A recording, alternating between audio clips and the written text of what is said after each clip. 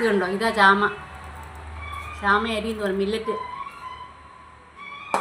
ഇത് കണ്ടോ, ഇതുപോലെ കുഞ്ഞതാ.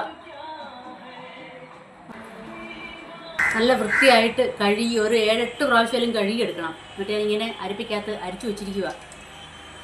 അര ഗ്ലാസ് ഉണ്ടെങ്കിൽ 2 പേർക്ക് നന്നായിട്ട് കഴിക്കുക. ഒരു കുഞ്ഞ് കുക്കർ എടുക്കുക, എന്നിട്ട് അതിനകത്തോട്ട് ഇതിടുക. എന്നിട്ട് അര ഗ്ലാസ്സിനും 3/4 ഗ്ലാസ്സിനും ഇടയ്ക്ക് വെള്ളം, ഒരല്പം ഉപ്പ് കൂടി പോകരുത്, ഒരല്പം.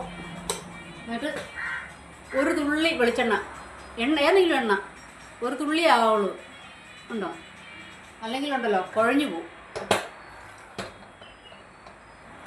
എന്നിട്ട് അടച്ചു വെച്ച് ഒരു വിസിൽ.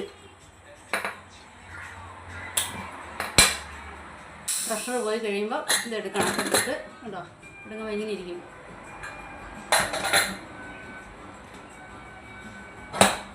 എന്നിട്ട് ഇങ്ങനെ ഉണ്ടോ ഇളക്കിയിടണം. ചാമച്ചോറ് ചോറ് പോലെ തന്നെ, ഒരു വ്യത്യാസമില്ല.